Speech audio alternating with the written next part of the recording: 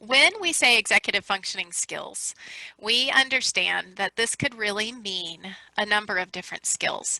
So when we're talking about supporting students and those skills, we really like to hone in on the individual needs of a student. For example, one student may have a very successful organizational plan that they can stay on top of things and they're very successful with their organization, while another student might be a complete mess. Their organizational skills might be all over the place. And then on another aspect, some students might be able to start a task just fine, but really might have trouble staying focused and on it, while another might do just fine. So each student has individual needs as they relate to executive functioning. This can paying attention and self-initiation of tasks, organization. It's just a whole gamut of skills that students we help support. They're learned skills, and we don't like to look at it as a one-size-fits-all. That's why we like to really individualize it for our kids. Okay, so this is, as Christy was saying, there's a lot of different things that this executive functioning can look like in schools or outside of schools. Christy and I were even joking before this that occasionally our executive functioning skills in work can use a brush up here and there. So it's not something that students either have or don't have. It's something that they can learn and they can work on. So this is what we've seen typically in schools. This list could be expanded for sure, but some of them might include paying attention, like Christy was saying, being able to focus and be aware of what's going on around you. Planning, organizing, prioritizing. This is probably one of the ones we see the most in online learning. Students have a learning management system and they have to manage 5 or 6 or 7 or 3 classes with all of their things in it and figure out how to organize it, how to make time for it, how to still attend classes, how to figure out which assignment is more important than another assignment. You probably shouldn't be spending 5 hours on a 1-hour assignment and 1 hour on a 5-hour assignment. But sometimes if we need to flex those executive functioning skills, we might not know how to make that judgment call. This also might look like taking notes during classes or during lectures or during meetings, just making sure that you're able to keep on track and write down the important things, not write down every single thing that a teacher says in a class, or know how to review a recording if it's a live session, know how to find that skill and be able to review something if they did get the note down. Starting tasks and staying focused on them to completion. This one might be especially hard just for everybody in the online world. YouTube exists, social media exists, and there have been a fair number of times where I start on something and I wind up down the social media rabbit hole and don't know how I got there. So it's especially important in online learning to be able to stay on task, stay focused on them, and kind of control those impulses to do something that's maybe more enjoyable, but be able to stay on task for a time being. It also might look like not being able to understand different points of view, having some rigidity or inflexibility in thinking, and allowing other people to share their views and not feel offended if they're sharing them, or recognize that class time can be available to students to do that as well. It also might look like regulating emotions. There is a time and place for emotion for sure, and we all have emotions all of the time. But if someone is crying every single day in class, or yelling in excitement every single day in class, or laughing during a sad movie in class or something like that, we might want to talk about regulating emotions. And then it also might look like self-monitoring, keeping track of what the student is doing, being able to know what's going on, being able to know how to log in, maybe to a learning management system or into class, or to turn in homework, and really be able to stay on those skills. Okay, so there are a lot of ways that schools can help foster executive functioning just across the board. A student doesn't need to struggle with executive functioning for a school to really take some great steps to help support that student.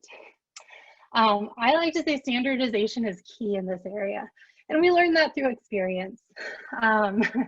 So In an LMS, in a learning management system, there are some things that a school can do across the board in their classes to really help students.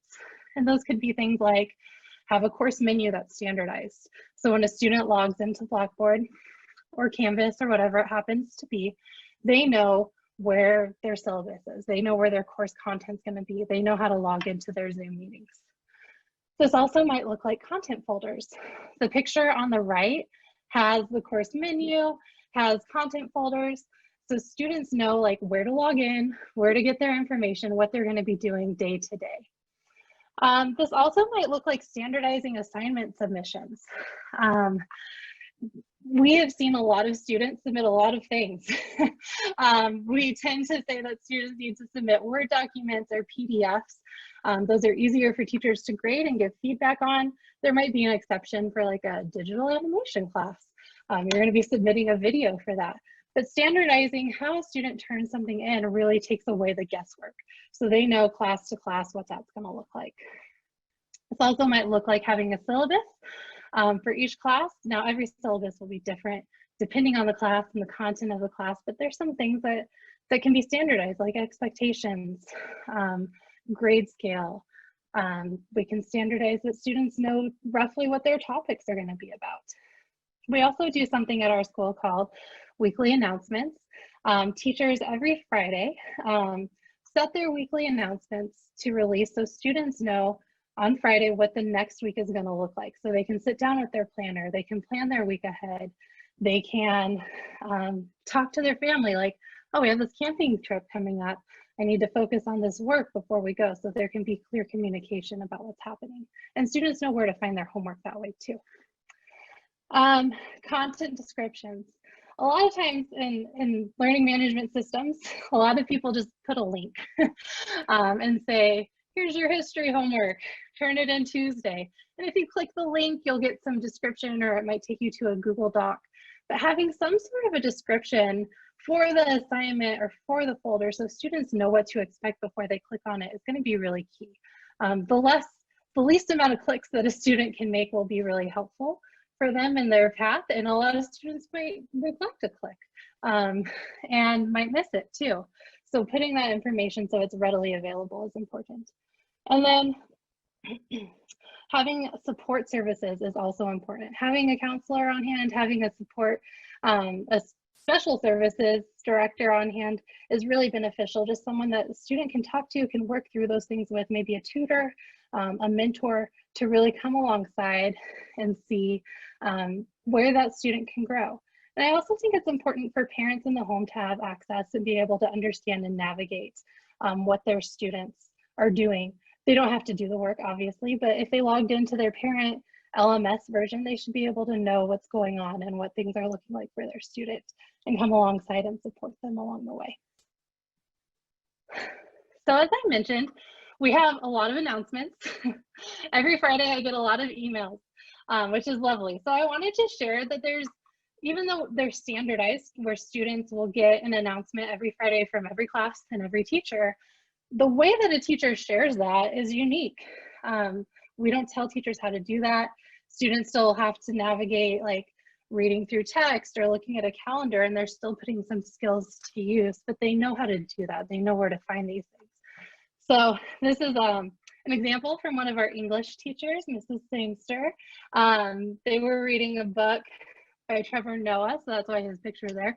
And so she was giving them the guidelines for the week, what they needed to do, what they needed to bring to class, what their assignments look like. And it's a little bit more verbose. There's conversation. I would expect nothing less of an English class.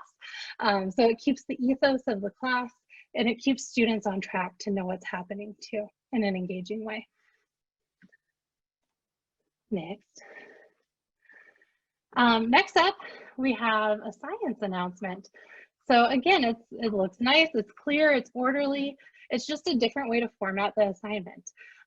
This particular person makes their assignments in Blackboard and then shares them as a photo or in PowerPoint, and then shares them as a photo in Blackboard so students know what they need to be doing for the week when things are going on. And includes a nice encouraging message for students. So you can design them up if you'd like to. You can just use Blackboard and what's available too. And then the last one, please. And then just to keep things fun, I included a math announcement as well. And again, a very different style and a very different way of doing the same job. So it's telling students when their live sessions are, it's telling them what homework they need to do, it's spreading the homework across the week.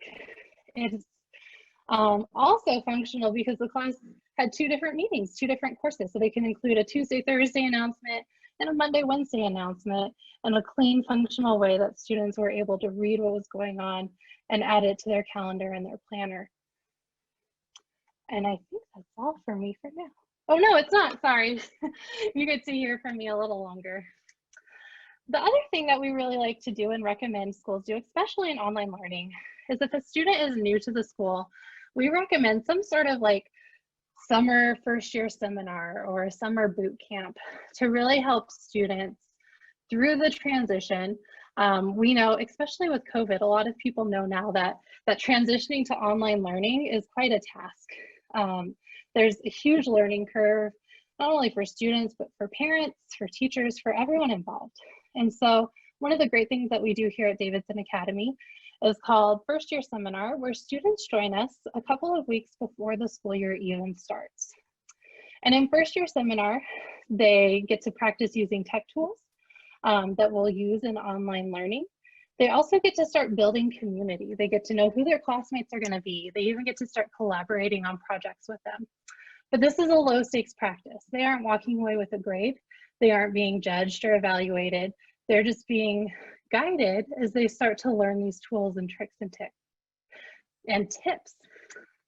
It also models organization, planning, note-taking, collaboration, and focus. A lot of those executive functioning skills that we talked about in the beginning. So students are going to have low stakes practice with an instructor where they learn how to organize their work for the week. They learn how to plan their work for the week and put it in a planner or a digital planner. They learn the effectiveness of taking notes and different styles of taking notes, and they practice it in that class. They also learn how to collaborate with one another, which we know can be rather high stakes emotions for a lot of students. We know group work can be hard. We actually call it collaboration because group work has such a negative connotation sometimes. So students learn to effectively work with each other and effectively contribute to a team. And we also work on focus. We can track where if a student's attention is shifting during Zoom, we get a little notification if they're on a different browser, so we can talk to them in the moment. And hopefully we can help them engage in what they're doing even more and kind of talk about the consequences of engaging and why it's a good idea.